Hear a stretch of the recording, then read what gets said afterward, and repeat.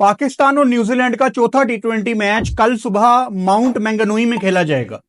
पाकिस्तान ने जिस तरह वन साइडेड न्यूजीलैंड को ऑकलैंड में हराया है, उसके बाद काफी कुछ हुआ।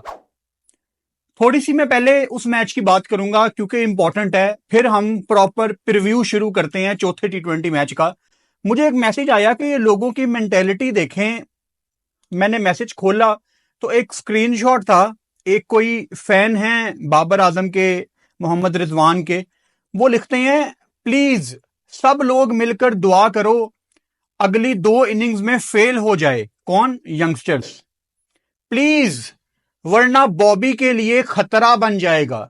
या अल्लाह इनको नाकाम कर दे। फिर नीचे एक बंदा रिप्लाई करता है, पाकिस्तान की टीम है, डिजर्व करेगा वही जो खेलेगा, इंशाल्लाह they will perform on merit. उसके नीचे ये बंदा दोबारा रिप्लाई करता है, ओ भाई बॉबी ने जो इतनी मेहनत की है उसका क्या, आगे रोने वाला इमोजी। ये वो टॉक्सिक मेंटेलिटी है जो लाखों लोग बदकिस्मती से बैठ के दुआ कर रहे हैं कि हमारे यंगस्टर हारिस, हसन, नवाज फेल हो जाएं अगले 2 टी20 मैच में, ताकि नैरेटिव बनाने का मौका मिले कि जी हमें 35 पे 50 ही चाहिए। उसके बाद आप ये सलमान अली आगा, पाकिस्तान के कैप्टन, इनका ट्वीट देखें। इस ट्वीट की जो पहली लाइन है, my boys aren't just here to make up the numbers. मेरे लड़के सिर्फ यहां पे अपने रन करने नहीं आए, अपने नंबर्स इंप्रूव करने नहीं आए। किसको कह रहे हैं सलमान अली आगा? पता नहीं, मुझे तो नहीं पता। उसके बाद आप ये शादाब खान का ट्वीट देखें, इसमें एक बड़ी इंपॉर्टेंट बात है। So happy for Hasan Nawaz, this is the brand of cricket we want to play in टी20। इससे पहले कौन सी ब्रांड खेली जा रही थी और कौन खेलता था वो स्लो ब्रांड? मुझे तो नहीं पता किसकी बात हो रही है। फिर ये फखर जमान का आप ट्वीट पोस्ट देखो, incredibly proud of Pakistan performance today. This is the type of intent and mindset that is needed to chase in big totals. इससे पहले मतलब ये फखर क्या बात कर रहा है? This is the type of mindset we need. तो इससे पहले कौन था जो स्लो खेलता था, रन अ बॉल? ये कौन से माइंडसेट के चेंज करने की बात हो रही है? कल साहिबजादा फरहान ने टी20 मैच में डोमेस्टिक में 162 की है। वो साहिबजादा फरहान जिसको सेटल होने नहीं दिया 1-2 सीनियर्स ने। उसके ऊपर सुहेब मकसूद पाकिस्तान के क्रिकेटर ट्वीट करते हैं कि साहिबजादा फरहान को चाहिए कोई पेड पीआर एजेंसी ज्वाइन करे ताकि उसकी भी ट्विटर पे कोई रील्स वगैरह बने। तो कौन है जिनकी रन बॉल की इनिंग्स के बाद भी आपको इंटरनेट पे हर तरफ रील्स नजर आती हैं, उनके एडिट नजर आते हैं? ये किसकी बात कर रहे हैं? ये सारे पाकिस्तान के क्रिकेटर आखिर बात किसकी कर रहे हैं? मुझे तो नहीं पता किसकी बात कर रहे हैं, मैं तो किसी का नाम नहीं लूंगा। आप ये दिमाग में रखो कि ऑकलैंड में जो पाकिस्तान ने न्यूजीलैंड को हराया है, पिछले 3-3.5 साल में पाकिस्तान का वो हाईएस्ट टोटल है 207 जो पाकिस्तान ने किया है, और वो भी सिर्फ 16 ओवर्स में पिछले 3-3.5 साल में। उसके बाद आपने अपनी टी20 की हिस्ट्री का सबसे तेज पावर प्ले खेला। हारिस ने शुरू में जो बुनियाद रखी, आप 6 ओवर्स में 75 करके शुरू में ही उसने मैच साइड पे लगा दिया था। 6 ओवर में हम सबको अंदर से पता था कि ये मैच पाकिस्तान का है। उसके बाद पाकिस्तान ने अपनी हिस्ट्री का सबसे तेज 100 किया। सिर्फ 49 बॉल्स पे पाकिस्तान ने 100 बोर्ड पे लगा दिया था 8.1 ओवर्स में। हसन नवाज पाकिस्तान की हिस्ट्री का सबसे तेज टी20 100 करने वाला प्लेयर बन गया। सिर्फ 22 साल की उम्र में 44 बॉल्स पे हसन नवाज ने ये 100 किया है। तो ये जो इतनी ज्यादा चीजें आपको एक ही दिन में ये नजर आ गई हैं, मैं आपको बताना ये चाह रहा हूं कि जो कल वाला मैच है ना, वो इतना इंपॉर्टेंट है पाकिस्तान के लिए। आप ये समझ लो आपका वर्ल्ड कप का मैच है। कल वाले मैच की इतनी अहमियत है मैं ये क्यों कह रहा हूं? मैं ये इसलिए कह रहा हूं कि अभी बहुत ज्यादा लोग ऐसे हैं जिनको ये लग रहा है, पाकिस्तान में ही लोगों को ये लग रहा है कि पाकिस्तान के यंगस्टर्स का कल सिर्फ एक तुक्का लगा है, फ्लूक लगा है, और इंशाल्लाह अगर ये यंगस्टर चौथे मैच में परफॉर्म करेंगे तो उसके बाद होगा क्या, पांचवा टी20 मैच ऑब्वियसली जब आएगा हम उस पर बात करेंगे।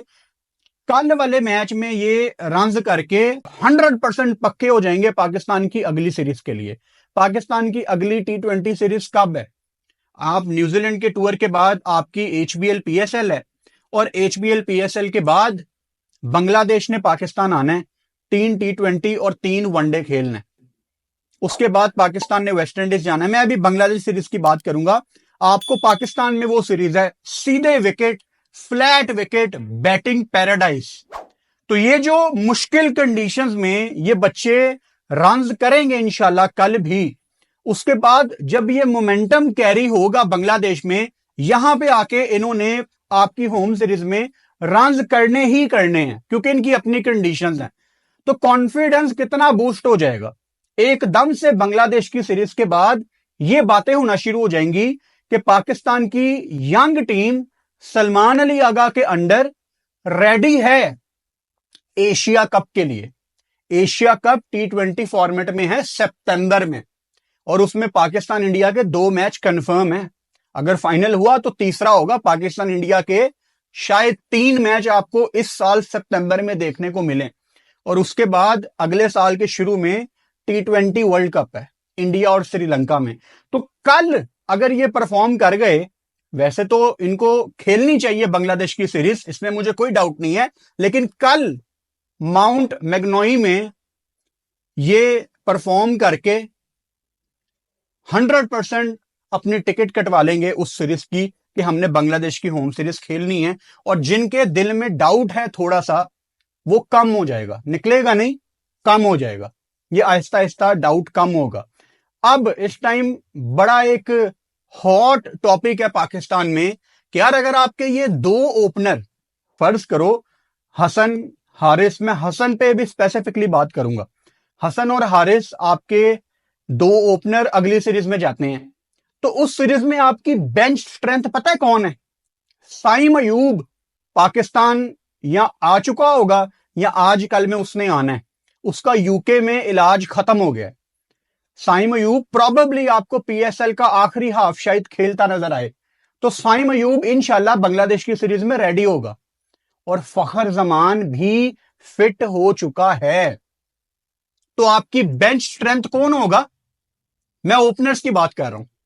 टीम में है हारिस और हसन नवाज, और बाहर कौन है? साइम अयूब और फखर जमान। साइम को शायद लोग कहें कि सीधा प्लेइंग 11 में लेके आना है, लेकिन ये मैं नहीं होने दूंगा। साइम अयूब से मुझे बड़ी मोहब्बत है। साइम के निकलने के बाद पूरी टीम का बैलेंस खराब हो गया है, लेकिन मुश्किल वक्त में अगर 2 बच्चों ने आपकी टीम को संभाला है, तो साइम के आने के बाद साइम अपनी बारी का इंतजार करेगा। ओपनर साइम को एडजस्ट करने के लिए मिडिल ऑर्डर में नहीं आएंगे। दोबारा सुन लो ये बात, ओपनर मिडिल ऑर्डर में नहीं आएंगे। जिसका जो नंबर है वो वहीं पे खेलेगा। बहुत हो गया, बहुत हो गया, ज्यादतियां बहुत हो गई। टीम का कॉम्बिनेशन हमारा कभी बनने ही नहीं दिया गया। नीचे वाले ऊपर बैटिंग कर रहे हैं, ऊपर वाले नीचे बैटिंग कर रहे हैं। जहां मुश्किल आपको थोड़ी सी होती है वहां कोई बैटिंग नहीं करना चाहता, सारे ओपनिंग करना चाहते हैं आपके सीनियर। तो टीम का कोलैप्स तो फिर ऐसे ही होना है। दुनिया के बड़े प्लेयर मुश्किल सिनेरियो में बैटिंग करने आते हैं, अपनी टीम को निकालते हैं, लेकिन इन लोगों को शौक है ऊपर वाली क्रीम खाने का कि पावर प्ले में ऊपर आके अपना 40-50 करो, फिर साल के बाद डड्डू कहेंगे कि जी हमारे सबसे ज्यादा रन्स हैं। यही तो मसला है कि आपके रन्स हैं। लेकिन पाकिस्तान टीम शायद आज बांग्लादेश के मुकाबले की टीम है, लेकिन आपके रन्स हैं, आपकी एडिट्स बनेंगी, आपके टिकटॉक अकाउंट चलते रहेंगे क्योंकि आपके रन्स हैं। पाकिस्तान की खैर है, पाकिस्तान USA से हार गई, अफगानिस्तान, जिम्बाब्वे, आयरलैंड, खैर है पाकिस्तान की, क्या हो गया, लेकिन आपकी टिकटॉक चलती रहेंगी। अब बड़ा इंपॉर्टेंट सवाल जो मैं आपसे करना चाहता हूं, मैं दोबारा ये बात करने से पहले आपको याद करवा देता हूं कि सलमान अली आगा ने न्यूजीलैंड जाने से पहले जो प्रेस कॉन्फ्रेंस की गई है, उनसे करवाई गई पाकिस्तान क्रिकेट बोर्ड की तरफ से, उस प्रेस कॉन्फ्रेंस में ऐसा एक तासुब दिया गया, एक ऐसी एक फीलिंग दी गई, एक ऐसा माहौल बना दिया गया पाकिस्तानी क्रिकेट बोर्ड की तरफ से कि अब आपका T20 में यही कप्तान है। क्योंकि सलमान के अंदर जो कॉन्फिडेंस था बोलते हुए कि ये मेरी टीम है। देखो, पहले सलमान था वाइस कप्तान, और पहले जो उसने कप्तानी की वो रिजवान के बाहर बैठने की वजह से की, वो उसकी टीम नहीं थी। लेकिन जब आप किसी को बताते हैं कि बेटा ये आपकी टीम है, मैं एक मैसेज देना चाहता हूं पाकिस्तान के प्लेयर्स को, ऐसा होगा तो नहीं, लेकिन इमेजिन कर लो कि पीसीबी चेयरमैन चेंज हो जाते हैं, और हमारे यहां पे बदकिस्मती से क्या होता है कि बोर्ड चेंज हो जाए तो सबसे पहले कप्तान चेंज होता है। मैं एक सिनेरियो दे रहा हूं, अगर कल को कोई चेयरमैन आता है 1-2 महीने में और सलमान अली आगा को रिमूव करके वो किसी और बंदे को कहता है, किसको कहेगा? किसी एलियन को तो नहीं कहेगा, इसी प्लेइंग 11 में से किसी को कहेगा ना कि यार आप दोबारा कप्तान बन जाओ या आप कप्तान बन जाओ। कोई कप्तानी नहीं लेगा, कोई कप्तानी नहीं लेगा। वो जिसने दोबारा कप्तानी ली थी ना, उसने पाकिस्तान का नहीं सोचा कि यार ये टीम के अंदर ना इक्का टूट जाएगा। वो टूटा। सारे लड़के सलमान अली आगा को बैक करेंगे, और करना चाहिए कि आगा हमारा कप्तान है भाई, आगा चेंज नहीं होगा। चेयरमैन साहब, आप प्लीज जाके अपने एडमिन वाले मामला देखें, आप आईसीसी के साथ जाके चाय पिएं, अपनी मीटिंग्स करें, बिस्किट खाएं चाय के साथ, और मामला देखें। लेकिन कप्तान हमारा आगा है, हम उसके पीछे खड़े हैं। क्योंकि पाकिस्तान टीम बर्बाद हो गई कप्तानों को चेंज करने के, कभी इसको चेंज कर रहे हो, उसको चेंज कर रहे हो। तो जब इन यही 7-8 प्लेयर है ना जिनके अंदर कप्तानियां घूमती हैं, तो ये इनकार कर दें, ये कह दें कि नहीं यार अब वो कप्तान है ना, अब वही कप्तान है। और सीधी बात बताऊं, कप्तान कोई भी हो, कोई फर्क नहीं पड़ता। एक प्लेयर अगर अपने बलबूते पे पाकिस्तान को मैच जितवा रहा है ना, पूरा कंट्री उसके गुण गा रहा होता है कि यार ये मैच विनर है। तो कप्तान का काम फिर टॉस वाला ही रह जाता है। मेरे पास बहुत एग्जांपल्स हैं इसके देने के लिए, बट उस पे हम टाइम वेस्ट नहीं करेंगे। अब जो इंपॉर्टेंट बात मैं आपको बताने लगा हूं, पाकिस्तान में इस टाइम रेड हॉट टॉपिक है कि बाबर रिजवान वापस आ जाएंगे। हारिस हसन आपके ऊपर टॉप ऑर्डर पे बैटर, साइम और फखर, ये आपकी बेंच स्ट्रेंथ है। ठीक हो गया। मिडिल ऑर्डर में आपके पास सलमान अली आगा खुद आ जाता है, आपके पास Abdul Samad, I am sure उसको ये बाहर नहीं निकालेंगे। आपके पास इरफान खान नियाजी है जो कि T20 में तो बिल्कुल भी बाहर नहीं बनता। फिर नीचे इन्होंने फिलहाल शादाब को रखा हुआ है। कहां आएंगे बाबर रिजवान? घेरा बहुत तंग हो गया है और जगह नहीं बन रही। और ये घेरा पता है किसने तंग किया है?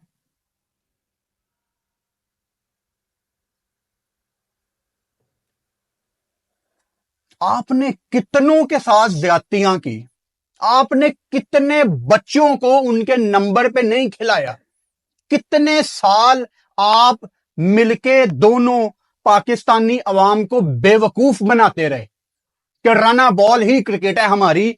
आज घेरा इतना तंग हो गया है कि आपकी जगह नहीं बन रही।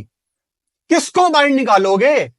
मैं सारी जिंदगी पीटता रहा हूं कि आपके सीनियर मिडिल ऑर्डर में आ जाएं जहां पे जरूरत है। और ये पता मिडिल ऑर्डर में क्यों नहीं आते? क्योंकि इनको सेट होने के लिए 20-25 बॉल्स चाहिए होती हैं। हमें एज एन ओपनर इनकी 20-25 बॉल्स गवारा नहीं है। ये मिडिल ऑर्डर में 20-25 बॉल्स आके खेलना शुरू हो गए, पाकिस्तानी अवाम तो इनको छोड़ेगी नहीं।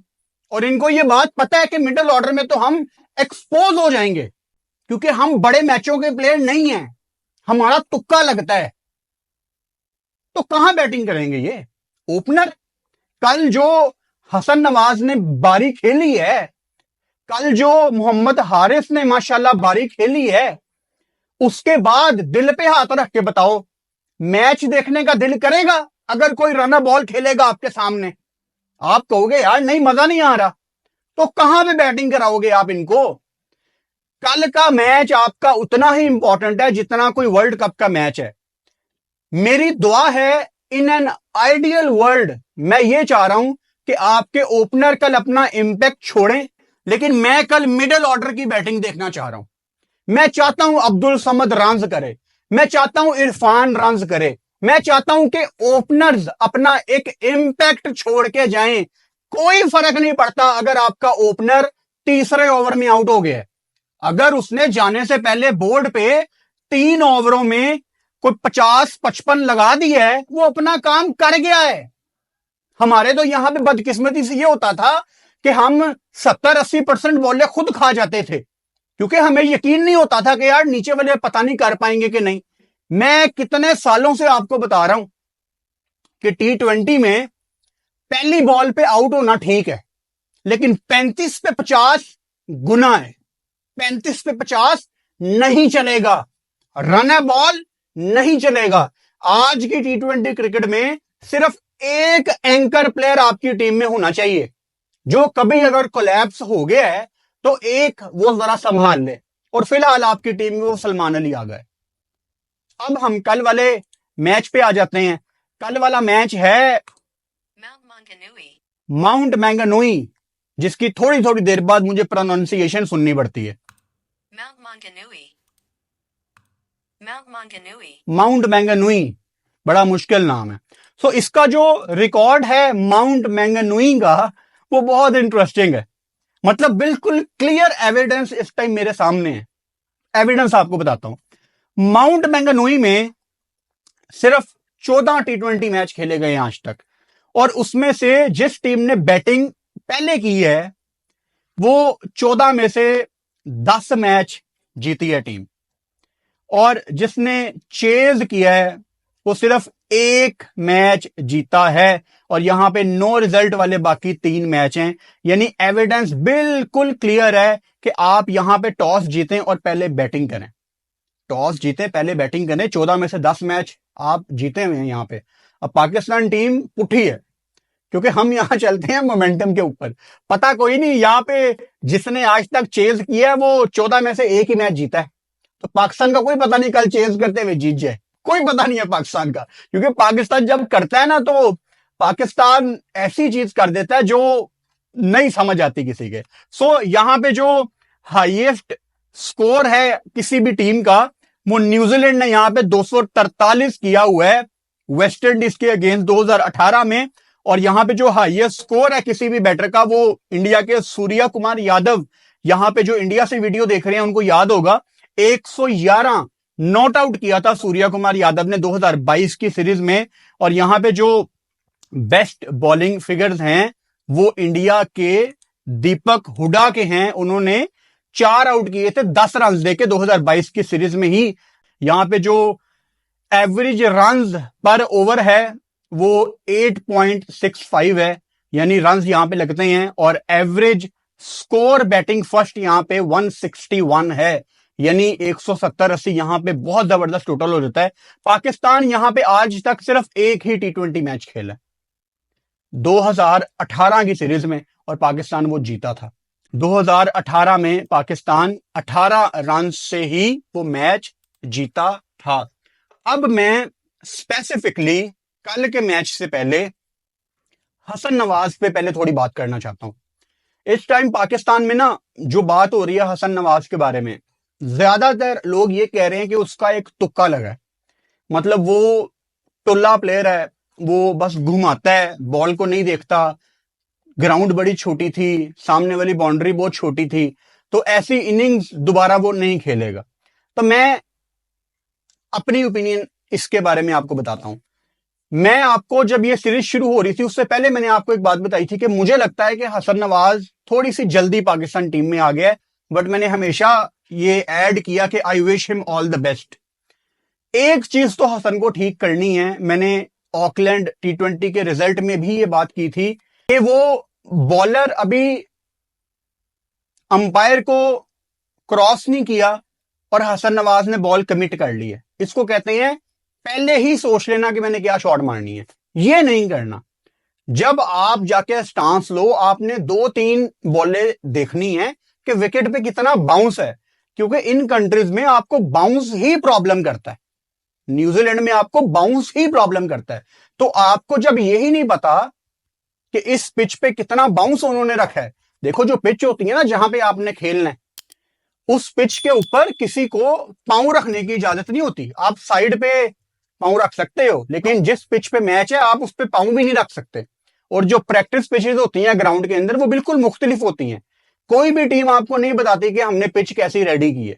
आप सिर्फ पिच को देख के अंदाजा लगाते हैं कि कितने क्रैक्स हैं, कितनी ग्रास छोड़ी गई है, कितना पानी दिया गया है, अंदाजा लगाते हैं, जिसको पिच रिपोर्ट भी कहते हैं। आप देखते हैं पिच रिपोर्ट में एक्सपर्ट्स देख के अंदाजा लगाते हैं, लेकिन कभी कभी टोटल ऑपोजिट खेलती है पिच। तो आप कोई सुपरमैन नहीं है, चाहे कोई भी हो, कि आप जाते साथ ही पहली बॉल से पिच को असेस किए बगैर आप बल्ला घुमा दें। ये नहीं करना। 2-3 बॉलें काफी होती हैं। दुनिया के जो बड़े क्रिकेटर्स हैं जो तेज खेलते रहे हैं, जिनमें top of the list Sehwag थे। सहवाग 1-2 बॉलें देखता था, ज्यादा नहीं। कभी कभी तो वो पहली पे ही लगा देता था, लेकिन ज्यादातर जब वो पहली बॉल पर रख के चौका लगाता था, वो उन ग्राउंड्स में वो पता नहीं कितनी दफा खेल चुका था, तो उसको पता था कि यहां पे कितना बाउंस होता है। आप हैं यंगस्टर, तो आपको 2-3 बॉलें देखनी है, इससे ज्यादा नहीं। इससे ज्यादा गुंजाइश नहीं है हमारे पास देखने की, क्योंकि नीचे 9 खिलाड़ी और भी हैं जो खेलने आए हैं, तो उनको भी मौका देना है। हमने सब कुछ अपने लिए नहीं खाना, जैसे पास्ट में यहां पे होता रहा है। सो हसन नवाज ने सारे पाकिस्तान को कल गलत साबित करना है जो ये कह रहे हैं कि हसन नवाज का तुक्का लगा। देखो ऑकवर्ड शॉट्स तो उसने खेली हैं, मतलब शुरू में वो बहुत ज्यादा स्ट्रगल कर रहा था। क्रेडिट जाता है मोहम्मद हारिस को, उसने कितनी खूबसूरती से पावर प्ले आपको खेल के दिया, मैच शुरू में साइड पे लगा दिया। हसन नवाज को वो बताता भी रहा कि एक बॉल रह गई है, ऊंचा नहीं खेलना, नीचे खेल ले। ये एक मिच्योर बंदे की निशानी होती है। नजर आता है कि उसने शाहीन्स वगैरह की अगर कप्तानी की है तो वो वहां से कुछ लेके आया है, उसने सीखा है वहां से कुछ, जो चीजें यहां पे उसने अप्लाई की हैं।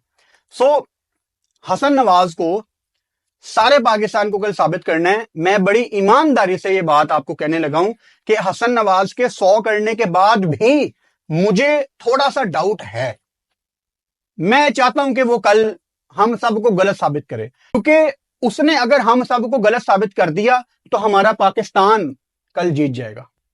तो उसका हमें गलत साबित करना बहुत इंपॉर्टेंट है। हारिस बड़ी जबरदस्त बारी उन्होंने ऑकलैंड में खेली, एंड आई एम श्योर के कल वैसी ही इनिंग्स हमें नजर आएगी, इंपैक्ट इनिंग्स। ये मैटर नहीं करता कि आपका ओपनर 20 करके गया है, 25 करके गया है, 40 करके गया है या कितने करके गया है, वो इंपैक्ट शुरू में क्या छोड़ के गया है, ये मैटर करता है। ये T20 में बड़े बड़े रन देखने की ख्वाहिश ना रखा करो कि यार ये 40 कर जाए, वो 50 कर जाए, वो 60 कर जाए। नहीं, इंपैक्ट देखा करो कि यार वो बंदा कितना इंपैक्ट छोड़ के गया है। जैसे इंडिया के सूर्या कुमार यादव हैं T20 क्रिकेट में, अभिषेक शर्मा है, ट्रेविस हेड है, ये ऐसे क्रिकेटर्स हैं जिनके रन्स का इतना फर्क नहीं पड़ता, उनका गेम के ऊपर इंपैक्ट बहुत बड़ा होता है कि यार अगर ये 10-15 मिनट खड़ा हो गया ना, 10, अच्छा ये बात नहीं हो रही होती कि अगर ये 70, 80, 100, 50 कर गया, नहीं, ये बात नहीं हो रही होती। बात हो रही होती है कि अगर ये 10-15 मिनट खड़ा हो गया ना तो मैच ले जाएगा। ये वो 10-15 मिनट क्या होते हैं, वो इंपैक्ट होता है। पाकिस्तान की बॉलिंग अगेन इस सीरीज में टेस्ट है पाकिस्तान की बॉलिंग का। कल मैंने शाहीन शाह अफरीदी के ऊपर मैं डिटेल में बात नहीं कर सका, बट शाहीन ने कल ओवरऑल पाकिस्तान ने बॉलिंग ऑकलैंड में अच्छी की थी, ग्राउंड छोटा था, सब ने बहुत डिसेंट बॉलिंग की थी। छक्के तो लगते हैं, अब ऐसा तो नहीं हो सकता कि इतनी छोटी ग्राउंड में किसी को छक्के ना लगे, तो ठीक है, सब ने अच्छी बॉलिंग की थी। लेकिन शाहीन को स्पेशली पाकिस्तान वापस आके, मैंने ऑकलैंड के प्रीव्यू में बात की थी ना कि मोहम्मद आसिफ से कांटेक्ट कर ले। मतलब अगर आसिफ जैसे ग्रेट बॉलर ने शाहीन के टेक्निकल मसले निकाले हैं तो मसले तो हैं।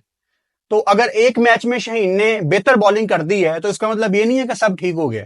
आपने दोबारा एशिया कप में हाई प्रेशर क्रिकेट खेलनी है, आपने दोबारा T20 वर्ल्ड कप में जहां श्रीलंका में पाकिस्तान इंडिया का मैच होगा, आपने वहां हाई इंटेंसिटी वाली क्रिकेट खेलनी है। उससे पहले अगर कोई टेक्निकल मसले हैं तो आप प्लीज उसको सॉल्व कर लो।